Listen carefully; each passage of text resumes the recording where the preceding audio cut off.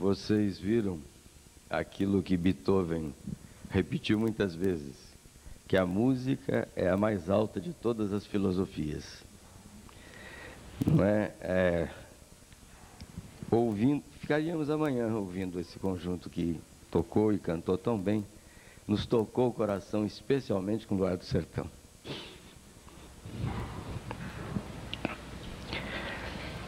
Eu tenho uma alegria que o Mestre Jesus me dá sempre, de poder estar em contato com os irmãos, nesta casa, em outras muitas casas espíritas e não espíritas.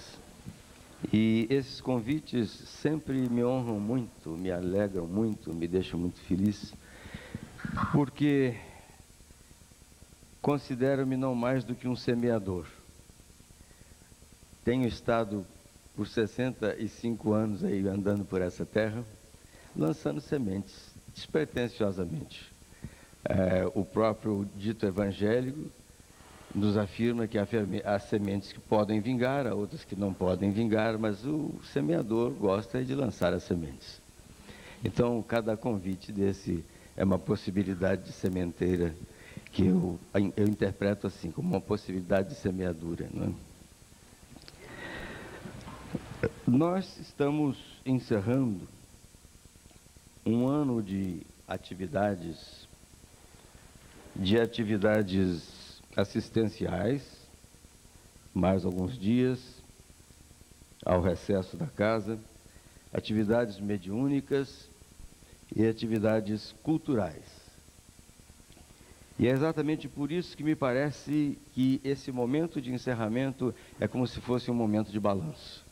É uma hora de refletirmos, é um momento de reflexão, e eu proponho que essa reflexão seja sobre o nosso mundo e sobre a nossa posição perante esse mundo no qual nos é dado viver.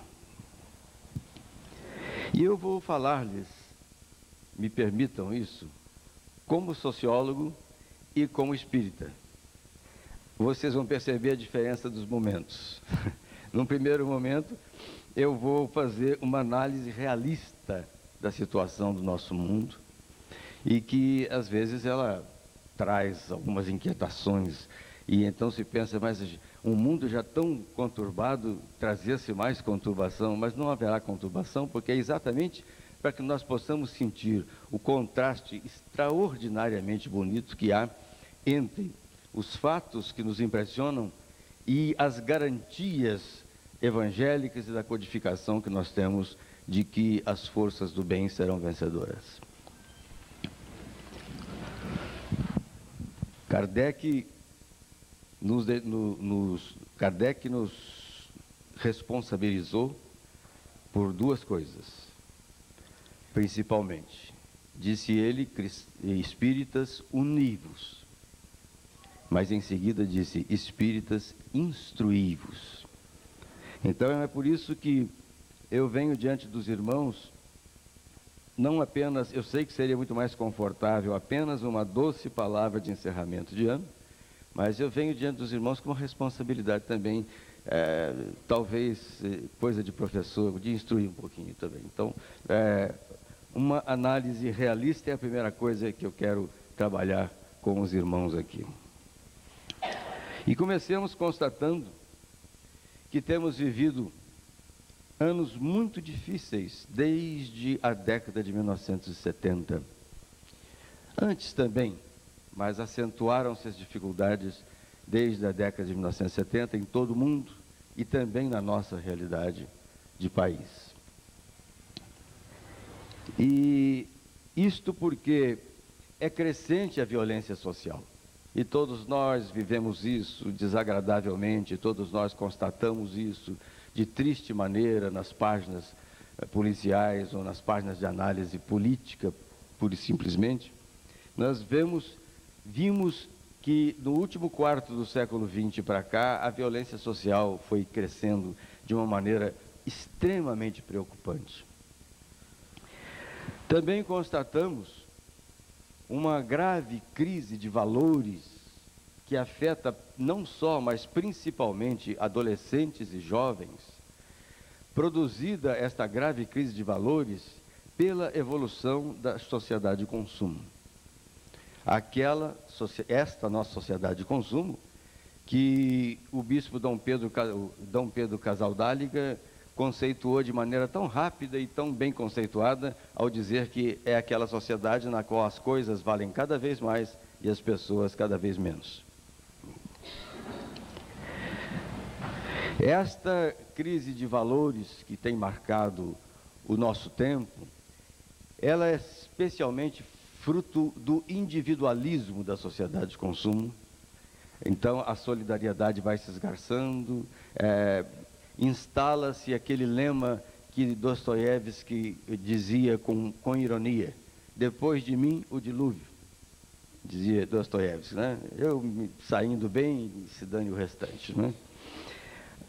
Esse individualismo e esse utilitarismo, inclusive nas relações interhumanas. A indústria criou o conceito de produto descartável. Copinho de café descartável, essa garrafinha aqui descartável, uma caneta que a gente pede, não tem muito o que chorar porque é descartável. Então, ao contrário daquelas canetas que eram herdadas da avó, do avô e do pai e tal. Então, o conceito de descartabilidade na indústria é um conceito muito inteligente. Me dizia um engenheiro da Pirelli, um engenheiro químico da Pirelli, me dizia: nós já temos como fazer pneus que rodem em muito boas condições, 120 mil quilômetros. Falou: mas a indústria não é louca de fazer esse tipo de pneu, porque o que vai perder de emprego uma quantidade de gente, porque calça o carro e quase que só vai calçá-lo de novo quando comprar outro. Então, é preciso, na indústria é produtivo o conceito de produto descartável, é bom o conceito de produto descartável, porque é circulação de capital, é manutenção de empregos, tem uma série de aspectos positivos. No entanto, o nosso tempo cometeu o desvario de internalizar o conceito de produto descartável para as relações interhumanas, para as relações interpessoais. Então, esse utilitarismo, até quando fulano vai me ser útil, até quando fulana vai me ser útil, isso é uma agressão ao pensamento cristão, é uma agressão ao solidarismo cristão. E nos anos de 1970, propriamente nos anos de 1970, logo em seguida ao final da Guerra do Vietnã, nós todos, homens e mulheres do século XX, a gente não gosta muito de dizer que é do século passado, mas somos todos, né?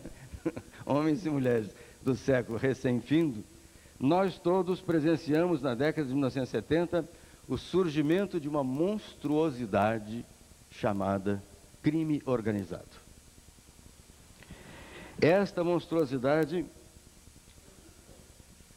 que fez com que um planeta que tinha até o final da primeira metade do século XX, tinha uma máfia, a máfia siciliana, terminasse o século XX com 19 organizações mafiosas. 4 máfias japonesas, 3 máfias chinesas, máfia turca, máfia a Cosa Nostra, que toma conta aí do território do continente americano inteiro. 19 organizações mafiosas. 19 organizações de crime organizado. Mas organizações, máfias, porque grupos mafiosos, só no leste europeu hoje se registram para mais de 5.700. E esses grupos mafiosos que trabalham com o dinheiro do crime, a economia criminal, se beneficiam daquilo que antes tinha sido criado pelas multinacionais, que são os paraísos bancários e fiscais. A gente pensa que tem 113 paraísos bancários e fiscais em torno do planeta. E nem é preciso pensar em perdidas ilhas lá da Inglaterra, Ilha Jersey, que lembra sempre um personagem brasileiro, e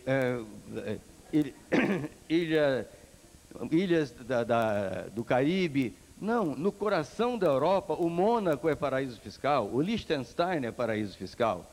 E a parte norte da França, onde há 18 zonas francas, é também paraíso fiscal. E o crime organizado se beneficia dessa possibilidade de movimentar 800 bilhões de dólares por ano. Alguém consegue pensar essa soma? Eu não consigo imaginar esse dinheiro na minha frente. 800 bilhões de dólares por ano são movimentados pelo crime organizado. Movimentados para esses paraísos bancários e fiscais, dali metade disso é lavado por várias maneiras e reinserido na economia oficial. Então, nós chegamos a um ponto irônico da nossa história, em que não tem mais muito como separar a economia oficial da economia criminal.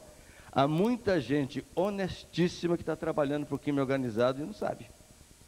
Contadores, advogados e administradores de empresa estão trabalhando para o crime organizado e não sabem. De repente estão aí militando numa empresa que é uma empresa de fachada, de lavagem de dinheiro. Não é?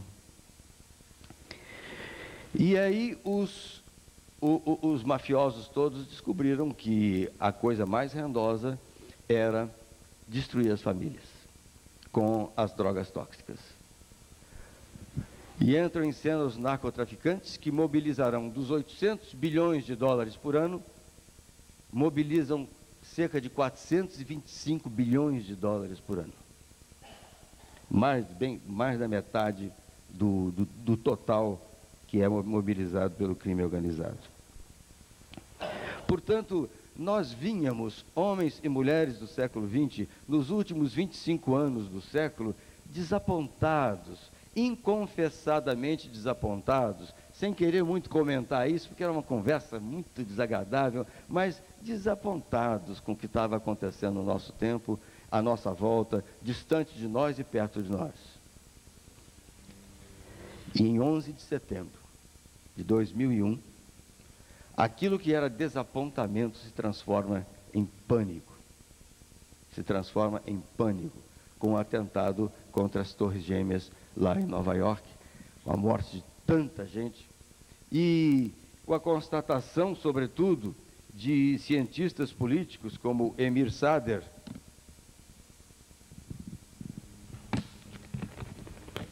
quando Emir Sader, em seguida dos atentados, ele diz, olha, pior do que o fundamento religioso, ou igual, é o fundamentalismo religioso, é o fundamentalismo capitalista que está cheirando tudo isso. Né? Então, percebia-se que se estava entrando num momento meio de desespero aí do mundo. E então nós vimos tudo que ocorreu no Afeganistão, nós vimos tudo que está ocorrendo no Iraque, continua ocorrendo no Afeganistão, no Oriente Médio, e nós temos então um mundo sofrente, um mundo agônico, um mundo perguntando a Deus como será daqui para diante. Uma espécie de sentimento apocalíptico, queiramos ou não, às vezes toma conta de nós, que o fim dos tempos, parece o fim dos tempos, não há muito mais o que fazer, nós estamos chegando realmente no fim dos tempos. Nós não podemos fingir que estas coisas não estejam ocorrendo. Nós temos que constatar que estão ocorrendo longe e perto de nós. Eu que faço com grande alegria um trabalho voluntário aos sábados aí no atendimento, né? E todos os colegas que participam desse trabalho, nós recebemos inúmeras famílias em decomposição por causa do narcotráfico, por causa da drogadicção. Então nós vemos que não dá para fazer como um avestruz que enterra a cabeça na areia e finge que a tempestade não está chegando. E irmã Josefa, até quando nos foi dado ouvi-la diretamente, né? Dona Silvia precisou se tratar, então se afastou. Então a gente sabia que Dona Irmã Josefa estava ali conosco, Mas dá uma saudade de ouvir aquele português alemãozado da irmã Josefa, né? E irmã Josefa muitas vezes disse: vocês fiquem alertas, que estes tempos são difíceis. Estes tempos exigem mais do que nenhum tempo aquilo que dizia o Mestre Jesus: vigiai e orai. Vigiai e orai, cada um, cada família, cada grupo bem intencionado. Vigiai e orai. É isso que se precisa agora mais do que nunca, dizia irmã Josefa, no seu modo categórico, mas doce sempre de dizer as coisas.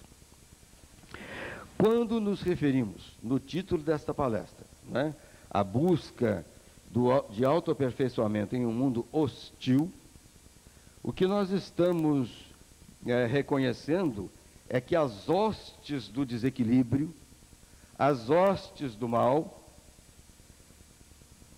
estão fazendo uma última e poderosa ofensiva, que é a ofensiva desesperada, contra um mundo no qual há tantos e tantos milhões de anônimos imprescindíveis que estão realmente lutando para melhorar-se como pessoa, para melhorar a sua família, para melhorar o seu mundo. Então, há uma poderosa, terrível ofensiva das hostes do desequilíbrio, das hostes do mal, contra tudo isto. Por isso a palavra hostil. A busca do autoaperfeiçoamento em um mundo hostil. Não devemos jamais, meus irmãos, falar de mundo hostil como se estivéssemos falando de algo longe, algo que não tem nada a ver conosco. É confortável fazer isso, mas não é aconselhável. Quando nós falamos de um mundo hostil, nós precisamos pensar no mundo nas suas características amplas, continentes, países, as guerras e as coisas boas também que estão acontecendo no mundo. Nós precisamos falar do mundo como um todo, mas precisamos pensar naquilo que está, naquele mundo que nós temos em volta de nós, de contato imediato, cotidiano, tal, no qual nós vemos tantas vezes em igrejas, em comunidades religiosas, em casas espíritas, tanta gente se desentendendo por causa de cargo, por causa de ponto de vista, por causa de mania que tem, que mania que não tem. E isso é do ser humano. Isso é do ser humano. Eu já contei muitas vezes aqui, o que eu vou contar de novo, que um membro da igreja de Hipona, da qual era bispo e era sacerdote Santo Agostinho, chegou-se a Santo Agostinho e disse: pai, era o nome na época que se usava, que daí derivou padre, né? Pai, esta não é uma igreja cristã. Aí Santo Agostinho disse: por quê, meu irmão? Porque tem muita gente hipócrita, tem muita gente atrabiliária, mal-humorada, tem muita gente hipócrita, tem muita gente disputando aqui funções de poder dentro da casa de Deus. E Santo Agostinho disse com aquela calma dele: meu irmãozinho, não leu direito o Evangelho.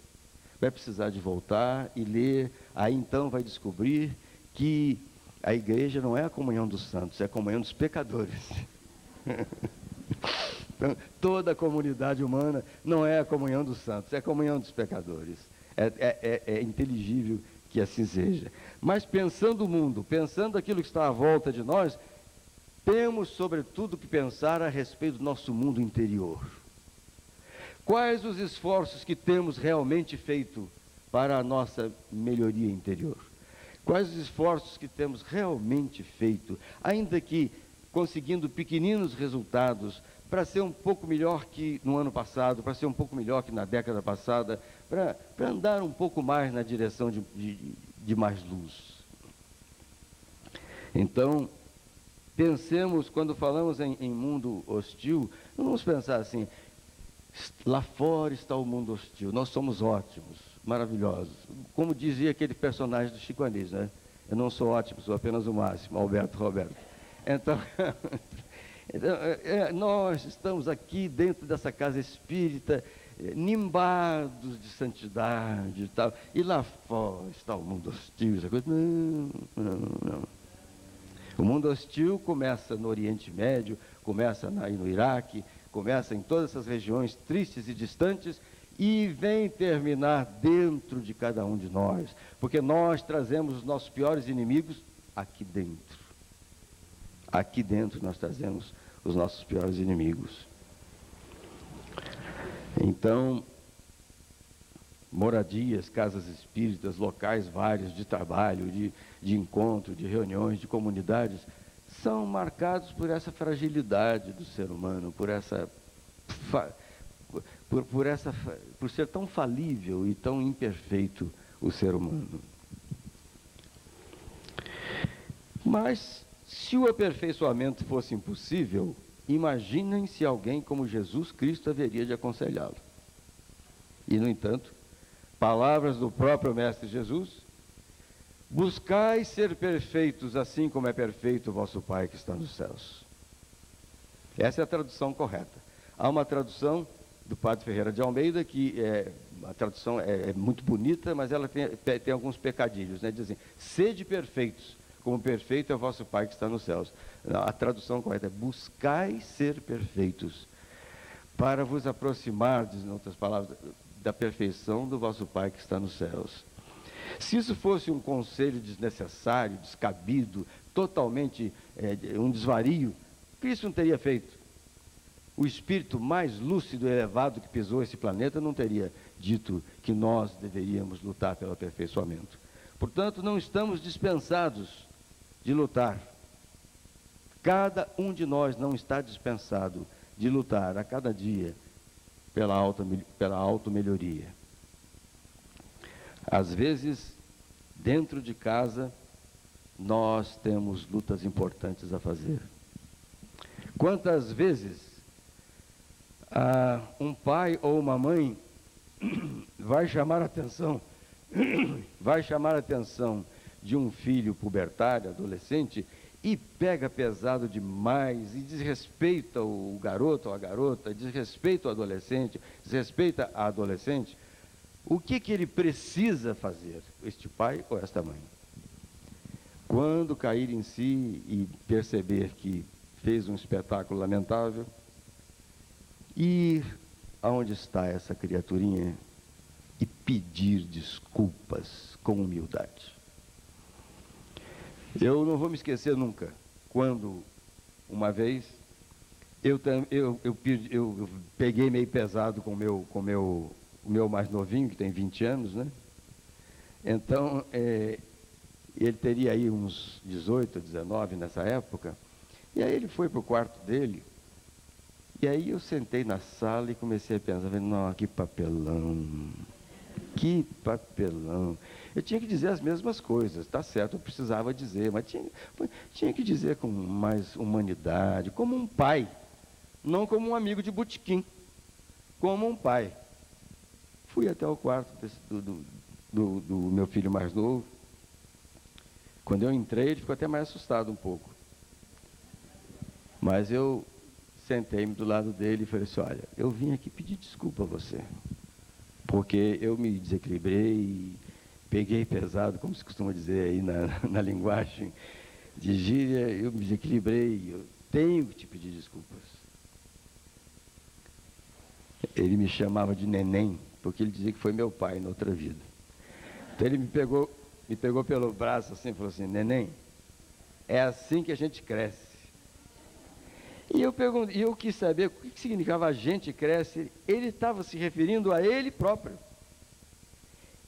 Recebendo um pedido de desculpas de um pai, de uma mãe, com transparência, com humildade. É assim que a pessoa vai melhorando na vida e vai crescendo, vai tendo uma personalidade mais desenvolvida, né? Custa tão pouco, mas às vezes custa muito para o orgulho de quem fez a pantomima toda e tal, e arrastou o pé, e puxou o facão, não sei o que, etc. E depois fica meio com cara de cachorro magro na hora de: não sei se eu vou, se eu não vou, posso perder minha autoridade paterna, esses negócios assim, esses arroubos muito típicos, né, do nosso tipo de formação e de colonização portuguesa, né? Então, meus amigos e meus irmãos, o quadro que eu acabo de pintar a vocês, eu tenho consciência de que é um quadro apocalíptico. Ele dá a impressão de fim dos tempos. Porém, eu queria exatamente esse contraste para convidá-los a rever o fato de que a visão espírita cristã reverte tudo isto. Reverte tudo isto. E os pontos doutrinários fundamentais que revertem tudo isso, nós encontramos no livro A Caminho da Luz, de Emmanuel. Emmanuel nos dizer, desde o capítulo A Gênese Planetária, ele a nos dizer que quando este planeta se desprendeu do Sol e era uma bola incandescente, desde aí o Pai Celestial o colocou sob a guarda do Mestre Jesus e dos seus colaboradores. Nem era o planeta Terra ainda, era uma bola de fogo aí no espaço. E o Mestre Jesus e os seus colaboradores têm tido essa paciência imensa através dos milênios, porque antes de Jesus, Salomão, o rei Salomão, o rei sábio, o rei dos livros da sabedoria, Salomão no Eclesiastes nos diz que Deus tem um plano que é imenso, de milênios, para que se cumpra na humanidade. Que ninguém pode ficar, nem querendo, num lapso pequenino de 70, 80 anos de vida, querendo entender esse plano, nem pode ficar se desesperando, porque há um momento de dificuldade que a humanidade está vivendo, que o país está vivendo, que a família está vivendo, que ele próprio está vivendo. Porque o plano divino é de uma tal magnitude, é de um tal tamanho, de uma tal amplitude, que nós temos que nos curvar diante dele e dizer: seja feita a vontade do Senhor. Por isso dizia Jesus: em tudo dai graças. Em tudo dai graças. Está vivendo um momento agradável, bom, pessoal, familiar, de país, de mundo, vamos agradecer isso a Deus. Estamos vivendo um momento muito difícil, vamos agradecer isso a Deus, porque não estamos vivendo por acaso, precisamos de passar por essas experiências, precisamos de viver esses momentos. Quando se sofre, aprende-se, tanto quanto quando se é feliz. Não é? A mesma coisa que acontece com o estresse. Existe estresse por tanto sofrer e existe estresse por felicidade excessiva. Tem gente que fica doente, de estar tão feliz que fica doente com o estresse. Lá então, em A Caminho da Luz, Emmanuel já diz: desde que a bola ígnea se desprendeu do Sol incandescente, neste momento o Senhor do Universo colocou sob os cuidados do Mestre Jesus e dos seus colaboradores tudo o que iria acontecer, naquilo que viria a ser um dia um planeta na formação cosmocêntrica, que iria desenvolver uma camada exterior, que é o mundo que nós vivemos, que tem as árvores, que tem as águas, que tem os rios e os mares. Isso tudo ainda viria, e antes de vir já estava sob os cuidados de Jesus. No Antigo Testamento bíblico, é sabido que o Antigo Testamento foi escrito em aramaico e o Novo Testamento foi escrito em grego popular, exceto os textos do evangelista Lucas, que ele era grego e escrevia um grego refinado, e exceto também as cartas do apóstolo Paulo, que teve uma formação de judeu helenizado e, portanto, sabia um grego refinado também, mas, de um modo geral, o Novo Testamento é escrito num grego popular e o Antigo Testamento foi escrito em aramaico. Estou lhes dizendo isso pelo seguinte, porque no aramaico não existe a palavra promessa, assim como não existe a palavra primo ou prima. Então, até hoje não se sabe. E na língua grega antiga também não havia essas palavras, primo, prima. Então, até hoje, quando se diz, e Jesus teve muitos irmãos, irmãs e tal, e cita até os nomes, Tiago, enfim, vários nomes, a gente fica sem saber se eram irmãos de sangue ou se eram primos. Alguns sobrinhos que José tivesse, ele mais idoso que Maria, tivesse levado para o casamento. Porque o nome era irmão para todos. O nome para todos era irmão. Pouca gente sabe que Maria de Nazaré se casou com 14 anos e meio e deu à luz ao nosso divino Mestre Jesus com 15 anos e meses de idade. Eu teria um ano adiante. Ela deu à luz ao divino Mestre Jesus. Aparentemente uma criança, um espírito envelhecido pelas reencarnações e de uma sabedoria, de uma elevação extraordinária, foi escolhida para ser a mãe de Jesus, né? Tanto que o arcanjo Gabriel, quando vem a ela, diz: Ave Maria, cheia de graça, o Senhor é convosco. Bendita sois entre as mulheres, e bendito é o fruto do vosso ventre. E ele estava falando isso para uma menina de menos de 15 anos. Um arcanjo estava se dirigindo assim a uma menina com menos de 15 anos de idade. Mas o Antigo Testamento, eu dizia, foi escrito em aramaico, embora lá não exista a palavra promessa no aramaico, existiram as alianças que Deus fez com o seu povo ao longo de toda a história hebraica, que é a história dos patriarcas, de toda a história israelita, que é a história dos reis, e toda a história judaica, que é a história dos sacerdotes.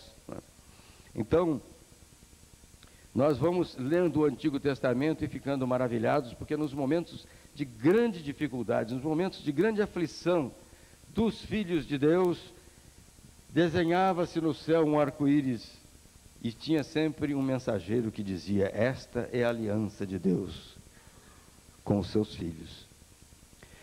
E Deus esteve protegendo o seu povo e fazendo alianças com o seu povo e, portanto, garantindo que este povo realmente acreditasse que tinha um pai e que esse pai era inteiramente pai e protetor. No Novo Testamento, então, existe no grego a palavra promessa. E então nós vamos conhecer as promessas evangélicas, né, que são escritas na língua grega pelos evangelistas, pelos redatores das cartas. Nós vamos encontrar, pelo evangelista João, que escreveu o Apocalipse, nós vamos encontrar promessas como estas. Diz o Mestre Jesus: no mundo encontrareis aflições, mas tende bom ânimo, eu venci o mundo. No mundo encontrareis aflições, mas tende bom ânimo, eu venci o mundo. Já tinha vencido o mundo, lá, quando foi-lhe dada a missão para que esse mundo caminhasse devidamente. E por incrível que pareça, com tudo isso que está aí acontecendo, está acontecendo devido. Está acontecendo o que a história precisava que acontecesse. Não é alegre? Não é. É preocupante? É preocupante. Mas a pergunta é devido? De alguma maneira é necessário ao planeta a evolução humana no planeta, que essas coisas todas aconteçam? Tem que ser porque Deus não joga dados, dizia o nosso cientista Albert Einstein, né? Deus não joga dados, ele não é um jogador.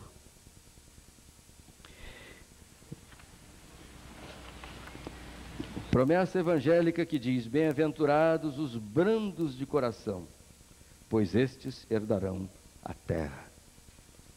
Bem-aventurados os brandos de coração, pois estes herdarão a terra.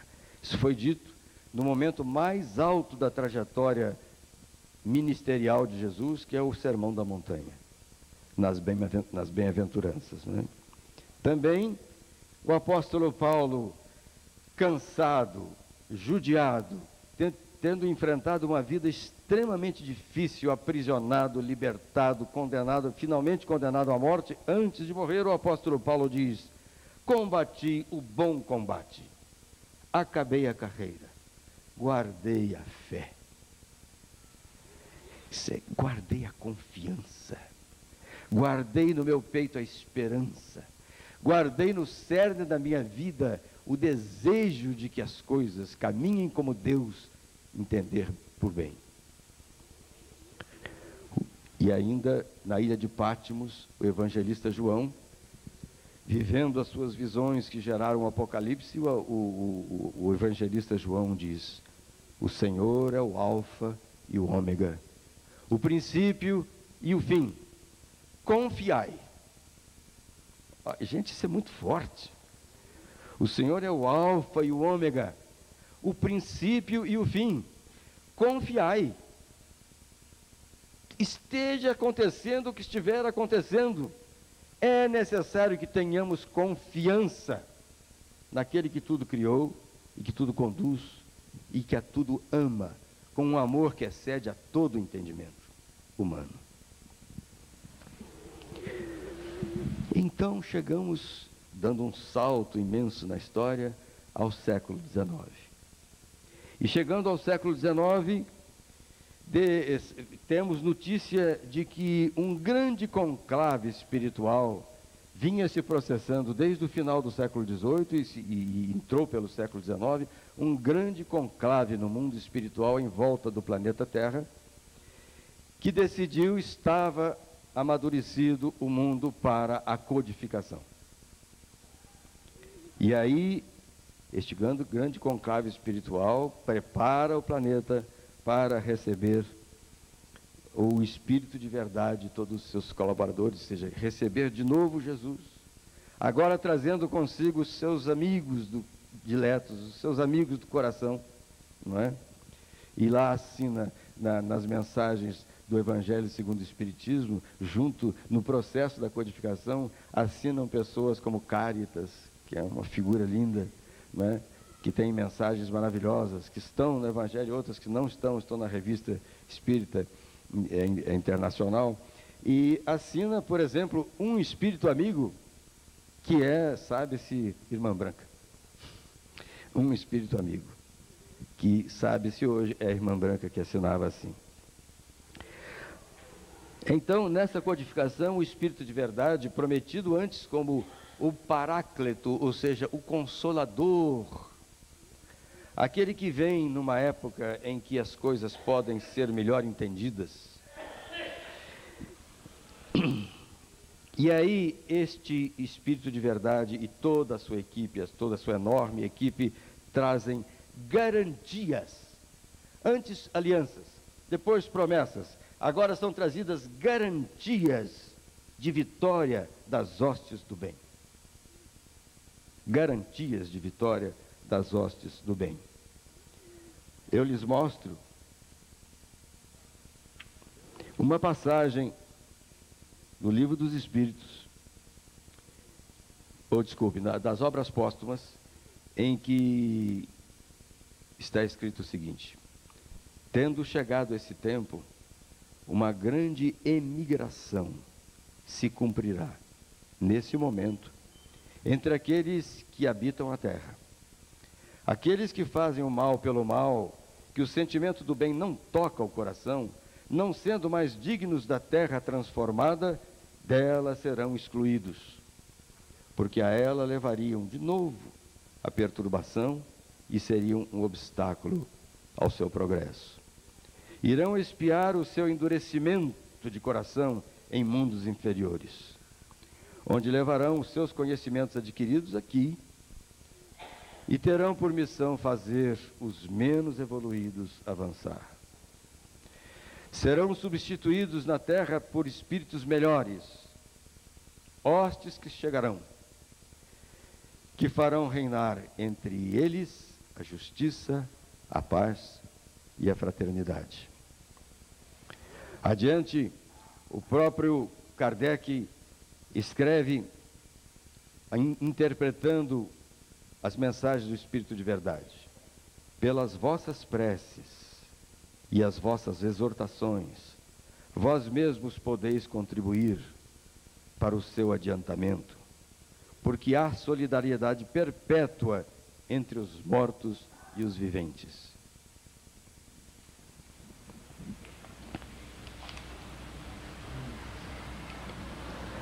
E nós precisamos ler estas palavras e conectá-las com um fato muito interessante, que no final da década de 70, que Francisco Cândido Xavier, o nosso querido Chico Xavier, estava muito bem, ainda em franca atividade mediúnica. Ele esteve até quase morrer nessa atividade, mas foi abrandando pelas necessidades da idade. Mas no final da década de 70, por várias vezes, Chico Xavier disse: tenho ouvido com preocupação dos mentores espirituais que passarão a ocorrer desencarnações em massa.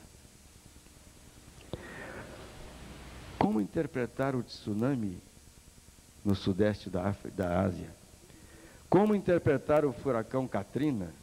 Como interpretar os terremotos, como esse do Paquistão, antes na Turquia, que tem levado milhares de vidas? Então as coisas se conectam e a gente percebe que há um plano bem urdido, bem tramado, perfeitamente pensado, e este plano está em andamento. Por isso, um escritor do século XVII dizia: seja como for que você veja o mundo, tenha certeza de que o mundo é como deve ser nesse momento.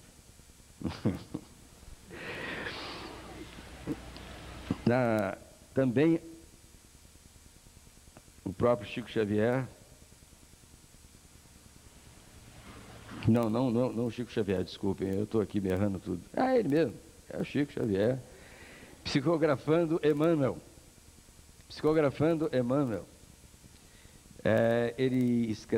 Emmanuel escreve: não condenes a terra pelo desequilíbrio de alguns. Medita em todos os que se encontram suando e sofrendo, lutando e amando no levantamento do futuro melhor. E reconhecerás que o divino construtor do reino de Deus no mundo está esperando também por ti. Isso está no Livro da Esperança, de Emmanuel. Os capítulos ele o dedica ao século XX. Iniciava-se o século XX quando ele escrevia o livro. E ele faz um hino de esperança sobre o século XX, jamais dizendo que não haveria sofrimento no século XX, dizendo: haverá muito sofrimento, muitas dificuldades acontecerão, mas todas essas coisas serão necessárias para construir os fundamentos do mundo que virá. De um mundo que virá.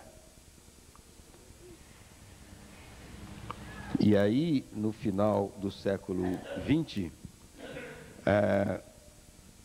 um cientista austríaco, o físico Fritjof Capra, recebeu uma verba muito significativa, e então ele convidou 15 prêmios Nobel a que escrevessem, cada um escrevesse para ele, o Capra, ele iria então remunerar esse trabalho, escrevesse um ensaio, todos sobre o mesmo tema: como penso que será o século XXI.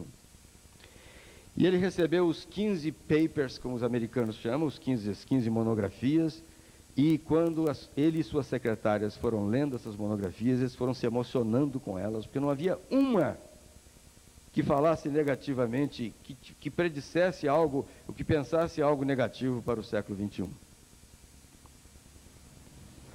Então, gente muito apressada chega e diz: mas, isso era bola fora.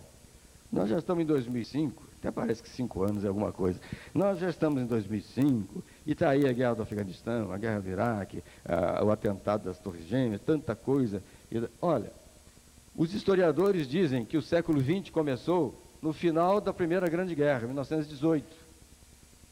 Que até 1918 era século XIX espichado.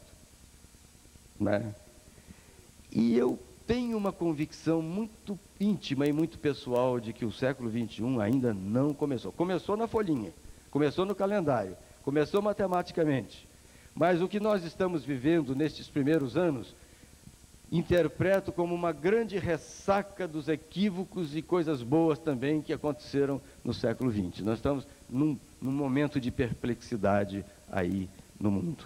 Mas o século XXI, quando amadurecido, quem pode provar que ele não trará luzes maravilhosas para a história da humanidade? Quem pode provar que não será neste século que os nossos descendentes verão este planeta transformado em planeta de regeneração?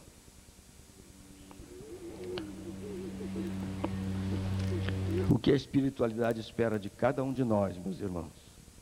E é preciso pensar muito nisso quando se aproxima uma época do ano que toca o coração, com Natal, com passagem de ano, que é uma coisa simbólica que mexe com as nossas vidas. O que a espiritualidade espera de nós é esforço pessoal, esforço de cada um para limpar o próprio espírito. Nós temos que ficar com uma vassourinha sempre. E o que der para tirar, vai tirando. Às vezes não dá para tirar tudo, fica um tanto, mas o que der para a vassourinha do Jânio Quadros, lembra a vassourinha do Jânio Quadros? Aquela vassourinha e limpando, limpar o próprio espírito. Apaziguar o próprio espírito. O mundo todo treme e tal, e nós precisamos, como espíritas cristãos, confiar.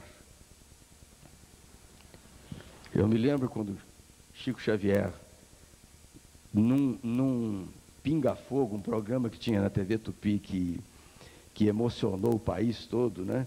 Em julho de 1971, no final, perguntou-se a ele se ele podia psicografar ali. Tinha rabinos, pastores protestantes, tinha padres, tinha gente, e espíritas, muitos no auditório e tal. E ele disse, vamos aguardar. O senhor poderia me fazer a amabilidade de uma música agradável? Então, aí colocaram uma música, papel, e ele imediatamente começou a psicografar, psicografou um soneto. E esse soneto terminava com as seguintes palavras: o nosso tempo geme, a nau estala e treme, mas ninguém perca a paz, porque Cristo está no leme. Assim terminava o soneto de Chico Xavier naquela ocasião. Limpar o nosso espírito, apaziguá-lo e doar material e espiritualmente. Aquelas duas caridades de que fala o Evangelho segundo o Espiritismo. Há a caridade material, essa é a mais fácil de se fazer. Mas há a caridade moral, essa é mais difícil, porque exige que nós ouçamos de fato as pessoas que precisam falar, que nós façamos companhia a pessoas que às vezes são difíceis, que nós entendamos que as pessoas têm o direito de ter tido uma vida de tal modo que as tornaram difíceis. Essa é a grande caridade, a caridade moral. E cada vez a gente tem mais certeza de que realmente não há coincidência. Coincidência, acaso, são nomes um tanto vazios, porque no ano passado, eu não sei, me deu lá uns 5 minutos, eu nem sei porquê, né? Hoje eu sei porquê, mas só vinha saber porquê agora, né? Eu resolvi escrever as preces que eu fazia às noites. Resolvi escrever, não porque eu achava que seria um legado à humanidade, nada disso me passou pela cabeça. Eu vou escrever as minhas preces, porque além de fazê-las, depois eu posso relê-las e, relendo-as, refazê-las, né? Então eu fui escrevendo as minhas preces. E quando eu completei 100 preces, também, coincidentemente, eu parei aí. Não escrevi mais. E os salmos do rei Davi não eram nada mais do que preces que eram cantadas ao instrumento chamado saltério. O rei Davi era um rei cantor, um rei poeta. Ele tocava o saltério e cantava as suas preces. E então ficou-nos o texto, não ficaram as melodias, ficou-nos o texto. Como o rei Davi dos pobres, de subúrbio, eu acabei escrevendo as minhas preces. E, com a generosidade da editora Amadeus, elas se transformaram neste livrinho, Salmos para os Tempos Novos. Esse livrinho que hoje o editor está aqui e eu terei prazer de, quem desejar, de escrever aí para as pessoas. Não gosto da palavra autógrafo, né, salto 7,5, mas assim, escrever uma lembrancinha para cada um que quiser. Nós estamos, a editora está lançando esse livro, Salmos para os Tempos Novos. São preces, preces escritas, preces nascidas do coração, passadas pela mente e transformadas em poemas. São preces poéticas, digamos assim, são 100 preces poéticas. Eu quero pedir licença a vocês para encerrar, porque eu estou me delongando muito. Encerramento de ano, está todo mundo querendo abaixar as portas de aço, e eu estou aqui falando, mas há um soneto de Adelino da Fontoura Chaves, um poeta brasileiro do final do século XIX. Era um poeta espírita, e Adelino Fontoura Chaves escreve o seguinte soneto, que eu deixo a meditação de vocês. Fui átomo, vibrando entre as forças do espaço, devorando amplidões em longa e ansiosa espera. Partícula, pensei, encarcerado, eu era infusório do mar em montões de sargaço. Por séculos fui planta, em movimento escasso. Sofri no inverno rude e amei na primavera. Depois fui animal, e no instinto da fera achei a inteligência e avancei passo a passo. Guardei por muito tempo a expressão dos gorilas, pondo mais fé nas mãos e mais luz nas pupilas, a lutar e chorar, para então compreendê-las. Agora, homem que sou, pelo foro divino, vivo de corpo em corpo a forjar o destino que me leve a transpor o clarão das estrelas. Muito obrigado.